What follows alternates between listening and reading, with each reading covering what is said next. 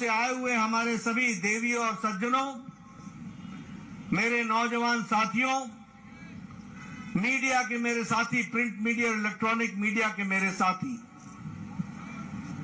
मैं अपना सौभाग्य मानता हूं कि मुझे आज इस जनजातीय सम्मेलन में, इस जनसभा में आप सब लोगों के साथ मिलने का, दर्शन करने का सौभाग्य मिला है। सबसे पहले तो मैं त्रिपुरा सुंदरी मां, यहां की देवी, इस पावन भूमि की और सारे देश में जिनको हम सब लोग पूजते हैं, ऐसी माता हमारी त्रिपुरा सुंदरी जी को हम नमन करते हैं, आशीर्वाद लेते हैं और उनका नमन करते हुए हम अपनी बात को प्रारंभ करते हैं। जब मैं यहां आया हूं तो इस वीर भूमि को, इस पवित्र भूमि को, जहां महाराजा वीर विक्रम किशोर माणिक्य जी, जो बहादुर जी, जो यहां के राजा रहे, उसी तरीके से फनी भूषण जी, हमारे स्वतंत्रता सेनानी, शांति भूषण जी, हमारे स्वतंत्रता सेनानी, जिन्होंने त्रिपुरा की और देश की रक्षा के लिए अपने आप को, अपना अस्तित्व समाप्त करके ये लड़ाई लड़ी, ऐसे लोगों को, ऐसे वीर लोगों को मैं नमन करता हूं और उनसे आशीर्वाद प्राप्त करता हूं।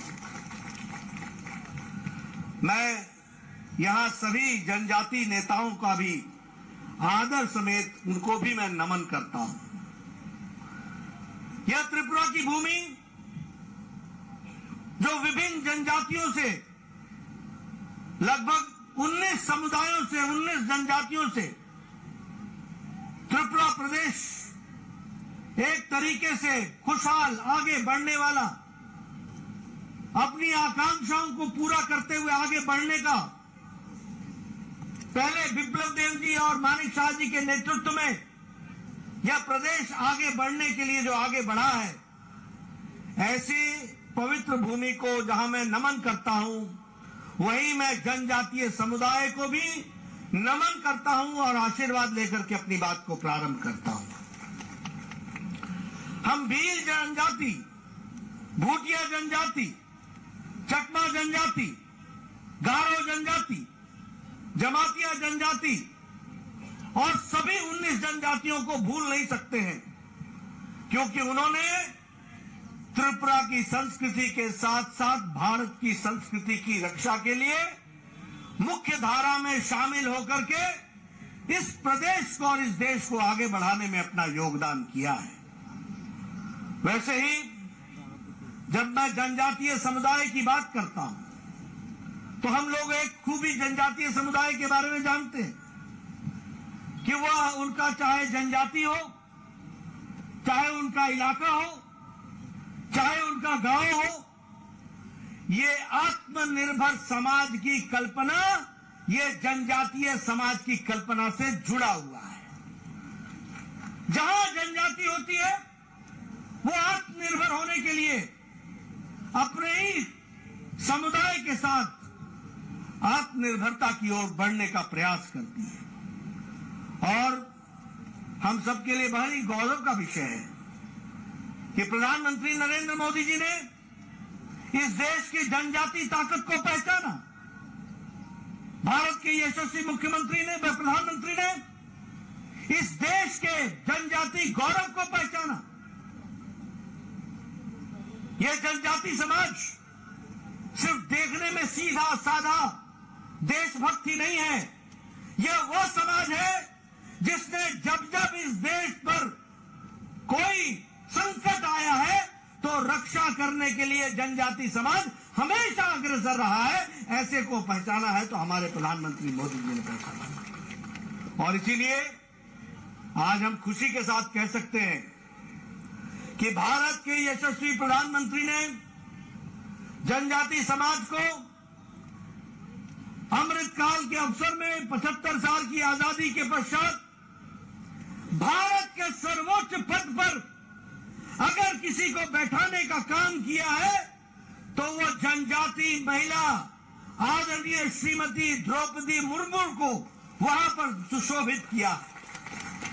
देश के सर्वोच्च पद पर यह सबसे बड़ा सम्मान आजाद भारत में जनजाति समाज को और जनजाति समाज से निकली हुई साधारण परिवार से एक महिला जिन्होंने जीवन को कष्ट में जीते हुए भारत की मूल्य और भारत की मूल धारणाओं को अपने साथ समावेश करते हुए जीवन व्यतीत किया, ऐसे महान विभूति को भारत की राष्ट्रपति बनाने का काम यशस्वी प्रधानमंत्री ने किया और जनजाति समाज को एक स्थान देने का प्रयास हुआ है।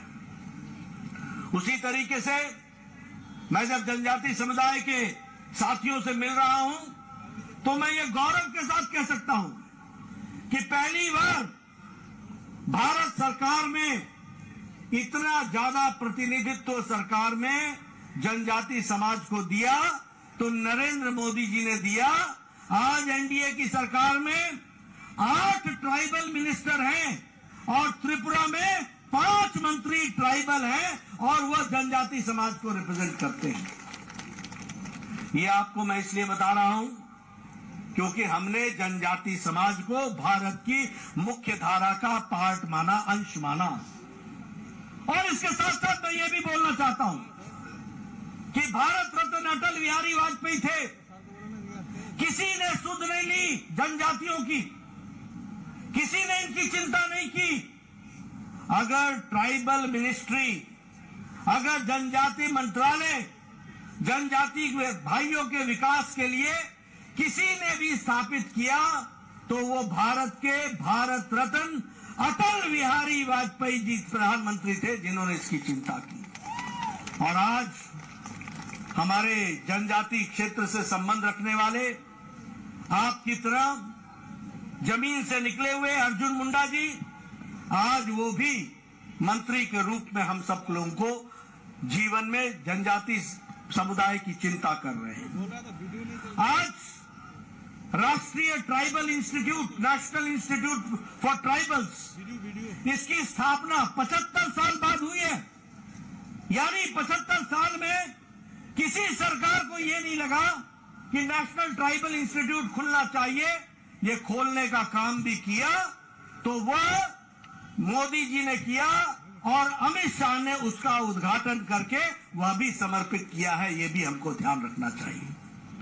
अगर मैं बात करूं, आज दिन तक जनजाति गौरव दिवस ही नहीं मनाया जाता था। जनजाति गौरव दिवस के बारे में कोई चिंता ही नहीं करता था। पिछले साल भारत के यशस्वी प्रधानमंत्री ने हमारे यहां 15 नवंबर को भगवान बिरसा मुंडा के जन्मदिन को वह जनजाति गौरव दिवस के रूप में मनाने का निर्णय लिया और जनजाति समुदाय को गौरव प्रदान करने का मौका दिया। तो इस सरकार ने किया, यह भी हमको ध्यान में रखना चाहिए। आज जब मैं यहां आया हूं तो मुझे यह घोषणा करते हुए भी अच्छा लगता है कि भारत सरकार ने arm forces special protection act लगभग 46-66% लोगों के स्थान से उसको हटा दिया है और आपको मुख्य धारा में जीने का एक मौका मिल रहा है। उसी तरीके से 27 सेंटर ट्राइबल रिसर्च सेंटर के खोले गए, जिसमें से 50% सेंटर ऑफ एक्सेलेंस है, वो विकास की कहानी कहते हैं। उसी तरीके से अगर हम देखें तो आज जनजाति भाइयों पर जो सीपीएम की सरकार में वायलेंस होता था, वह विप्लव देव की पूर्व सरकार में और मानिक शाह जी के नेतृत्व में अब समाप्त हो गया है। अब आप शांति से जी सकते हैं, इस तरीके की व्यवस्था की गई। इसी तरीके से वामपंथियों के द्वारा जो गुंडागर्दी चलती थी, आप लोगों को तंग किया जाता था, उसको भी समाप्त करने का काम इस सरकार ने किया है। उसी तरीके से एकलव्य स्कूल, जिसमें 270 करोड़ रुपए यूपीए की सरकार खर्च करती थी, आज 1400 करोड़ रुपए भारत सरकार खर्च कर रही है और एकलव्य स्कूल को आगे बढ़ा रही है। ट्राइबल स्टूडेंट पर एक एक्सपेंडिचर जहां 11,000 करोड़ रुपए था, मैं पत्रकार मित्रों से कहूंगा कि नोट कर लें आज उन पर 42,000 करोड़ रुपए खर्च हो रहा है। अगर मैं स्कॉलरशिप की बात करूं तो जनजातीय भाइयों को 970 करोड़ रुपए का स्कॉलरशिप मिलता था, आज 2,500 करोड़ रुपए का स्कॉलरशिप मिल रहा है। जनजातीय उपयोजना जो 21,000 करोड़ की थी वो आज 86,000 करोड़ रुपए हो गई है। जल जीवन मिशन में अगर 6.5 करोड़ लोगों को पानी दिया जा रहा है तो 1 करोड़ 20 लाख जनजाति लोग हैं जिनको पानी जल का व्यवस्था की जा रही है। यह भी हमको ध्यान रखना चाहिए। आयुष्मान भारत में जहां 11 करोड़ परिवार को स्वास्थ्य की सुविधा मिल रही है तो उसी 11 करोड़ में 50 लाख परिवार आदिवासी भाई है, ये भी हमको ध्यान रखना है। प्रधानमंत्री आवास योजना में अगर 1 करोड़ 70 लाख आवास आते हैं त्रिपुरा में तो उसमें से 40 लाख आवास यहां पर हम जनजाति भाइयों को दे रहे हैं। किसान सम्मान निधि में अगर 11 करोड़ रुपए दिए जाते हैं तो उस 11 करोड़ रुपए में 3 करोड़ लोग किसान सम्मान निधि में, किसान जो है वो आदिवासी है देश भर में, ये भी हमको ध्यान में रखना है। मित्रों, जल, जंगल, जमीन, स्वास्थ्य, शिक्षा, परंपरा, इसकी चिंता अगर किसी ने की है तो वो मोदी जी की सरकार ने की है। आज जनजाति के गौरव को बचाने के लिए जो जनजाति लोगों ने देश के लिए अपना योगदान किया है उसको एक तरीके से म्यूजियम के रूप में स्थापित करने का काम किया है। काशी गारो आंदोलन, बीजू आंदोलन, कौल आंदोलन, मणिपुर आंदोलन, दुर्गावती आंदोलन और रानी कमलावती का जो सैक्रिफाइस था, उनका जो योगदान था, इस पर म्यूजियम बना करके इसको भी काम में लाने का काम किया तो वो हमारी सरकार ने किया है।